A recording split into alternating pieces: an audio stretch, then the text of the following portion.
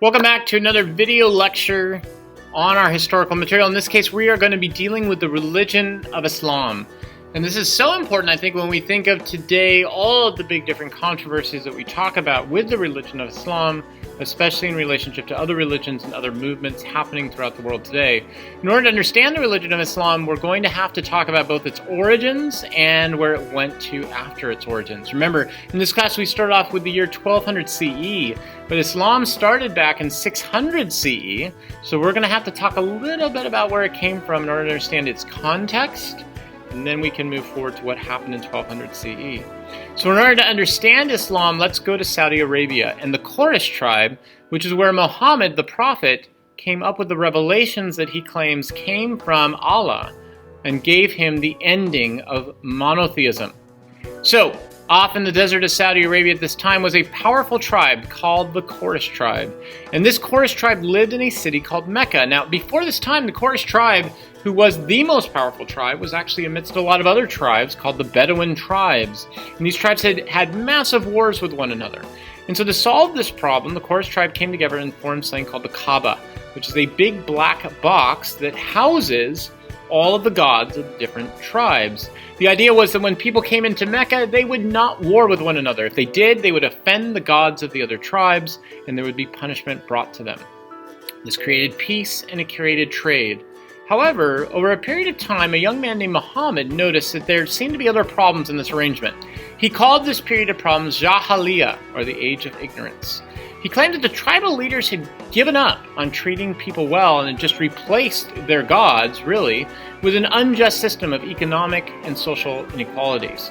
Muhammad claimed that he had received a revelation from the Archangel Gabriel, in which Gabriel literally lifted him off the ground and thrust into his mouth the word of Allah. Now, understand something about the word of Allah. The word of Allah is not new, according to Muhammad. It comes from the same monotheistic God that started with the Jewish people, went through the Christians, and eventually hits the Muslims. So according to Muhammad, Islam is simply the end of the revelation that started with the original monotheists, the Jewish people. So what are these messages? They are very diverse, but at the same time, they're very simple, and it's simply this. There is only one God. That God's name is Allah, and Muhammad is his final messenger or his final prophet. Number two, Islam is monotheism. It is simply a continuation of monotheism from the Jews and the Christians. And then last of this God, Allah, called for people to be treated fairly and justly. And out of that, Muhammad wrote the Quran. The Quran is believed by Muhammad and his followers to be the direct word of God, and it is written not really in a story form, but it's written much more in a legal form. There are a lot of proclamations and pronouncements about the way people are supposed to lead their lives. Muhammad, after receiving this revelation, went back to his tribe and village in Mecca, and he was able to attract a lot of poorer members in the community. Why? Well, because Islam claims that all people are spiritually equal, and this was very appealing to poor people. As you can imagine, the leaders of the Quraysh were not all that pleased, and they eventually exiled Muhammad and his group. Muhammad then took what is called the Hegira, in which he traveled north to a city called Medina, and there he formed the city in which Christians, Jews, and Muslims lived together in peace. The leaders of the Quraysh feared, though, that Muhammad was gaining too much of a following, so they initiated a series of wars with Muhammad. And during that time, Muhammad was eventually able to win in those wars, and he took back the city of Mecca. Now, interestingly, when he went to Mecca, he only destroyed what he called the idols of the gods in the Kaaba. He ordered his followers not to kill the people in Mecca, nor to sell them off into slavery. Muhammad, though, made a huge mistake. When he died, he had never created a way to have new leadership in the community. And because of that, that became the main problem or challenge within the Islamic community. After this time, 4 leaders arose, and they were called the Rashidun, or the rightly chosen. They were Bakr, Omar, Uthman, and Ali. Now one group, the Sunni, claimed that Allah chooses the next leader based upon charisma, knowledge of Islam, and righteous behavior. Think of it as sort of like if you're on an athletic team and your coaches end up choosing somebody to be captain of the team, and they choose that person because that person shows charisma, leadership, virtue, and just an ability to attract other people. That's the Sunni sect of Islam. The other, the Shiite, claimed that leadership should come to the bloodline of Muhammad, and the Shiite believed that the true leader should be Ali, who came from the bloodline of Muhammad.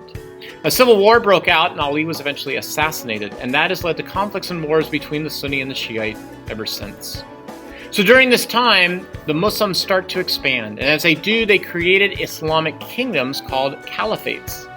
The first caliphate to get formed was the Umayyad, and their capital was located up in Damascus. They came from the Sunni. As they expanded, they were eventually expanded too much, and they were conquered, and a new group arose called the Abbasids. The Abbasids were Shiite, and their capital was located in Baghdad. Eventually, the Abbasids fell, and they fell when they became too large, and they were eventually taken over by a group of migrants called the Turks. The Turks had come from a steppe region, or high plateaus, up in Central Asia. Turkish migrants conquered and established new Islamic kingdoms. They would eventually threaten and take over the Eastern Roman Kingdom of Byzantium, and before the fall of Byzantium, the Emperor Theodosius called out for help from the Western Roman Catholic Church, and that started up the Crusades. So the Turks are really important, because the Turks are not only going to start up that Crusade time period.